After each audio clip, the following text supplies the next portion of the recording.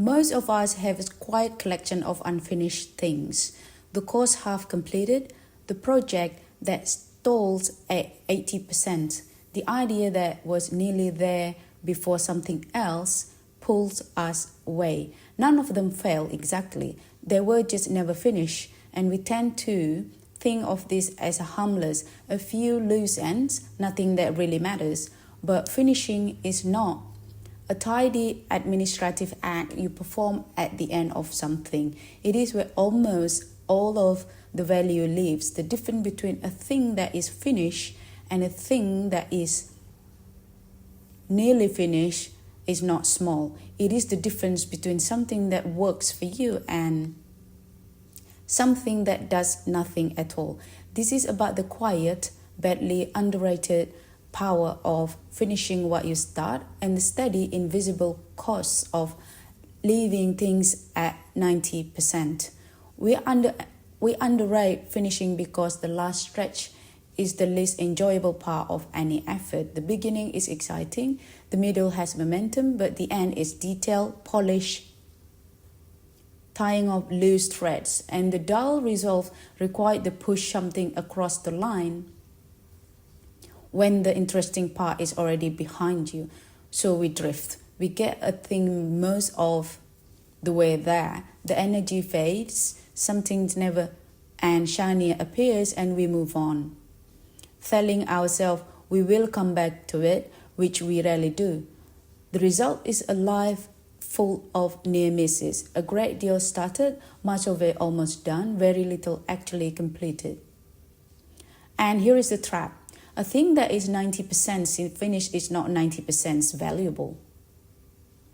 For most things, it is worth almost nothing until it is done, because the value is released only at completion. We feel as though we have produced a great deal. We have, in fact, produced a collection of things that do not yet work. So here is the shift. Stop measuring your output by what you have started and start measuring it by what you have finished. These two measures gives widely different pictures of the same life. By the first, you are productive and prolific. Look at everything you have underway. By the second, the earnest one, you may have completed surprisingly little. The reframe is to treat finishing not as the boring tail end of work, but as the entire point of it. Starting is cheap and easy. Almost anyone can start. Finishing is where the difficulty lives, which is precisely why it is where the value lives too. From now on, a thing does not count because you begin it, or because you work hard on it, or because it is nearly there. It counts when it is done. Hold that standard, and you will start far fewer things and finish enormously more. The first power of finishing is the most practical. Only finished things actually work. An unfinished thing, however much effort it contains, sits there in it. It produces nothing, helps no one, and returns nothing to you. All of the value is on the far side of the finish line, and none of it is released until you cross. A book half written teaches no one.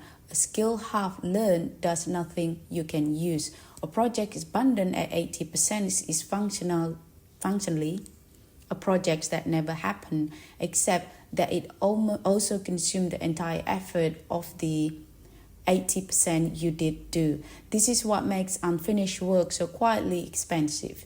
You paid most of the cost and collected none of the reward. Finishing is what converts effort into value. Up to the finish line, you are only ever spending. It is the act of completion that lets the thing start paying you back. And a thing that pays you back is the only kind worth building. The second power is internal, and it compounds. Every time you finish something, you hand yourself a piece of evidence. I'm someone who follows through. Do that enough times and it becomes part of who you are, a quiet, durable confidence that when You begin something, you will see it done. This self-trust is one of the most valuable things a person can build because it changes how you approach everything afterwards. Someone who trusts themselves to finish starts things differently, commits more fully, and is far less afraid to begin because beginning no longer carries the private dread of another thing left undone. The opposite compounds too. Every abandoned project quietly teaches you to abandon. Finishing is not only about the things you complete, it is about the person you become each time you complete one. With every finish, you are casting a vote for who you are. The third power is the relief of being free of open loops. An unfinished thing does not sit quietly in a drawer waiting for you. It sits in your mind. It returns at odd moments.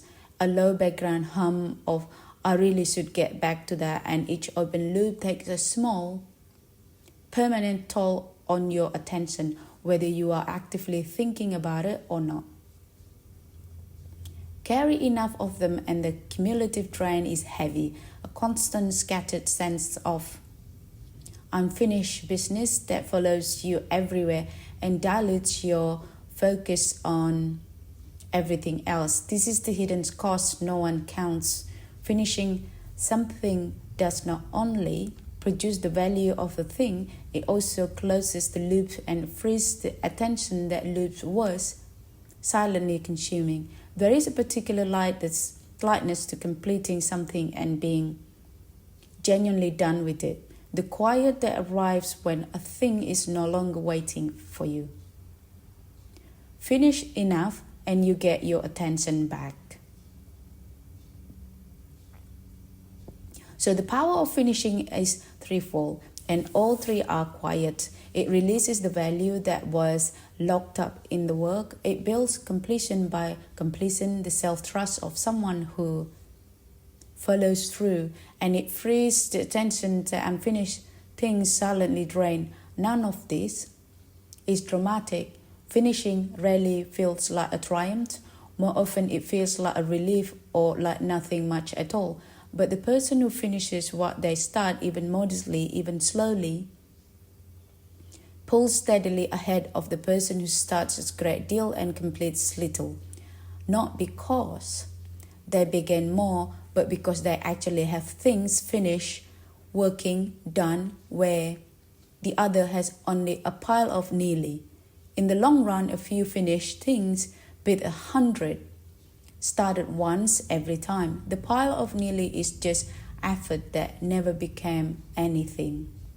So before you start the next exciting new thing, look at what you have already begun and is sitting at 90%. Finishing one of those will almost always do more for you than starting something fresh. It releases value you have already paid for and closes a loop that is quietly costing you. Pick the one nearest to done and finish it. Then notice how it feels to be genuinely finished. If you want a calm, practical place to begin something worth finishing, there is a free resource in the description below. Start there. Early finished thing is proof of who you are. Finish the next one.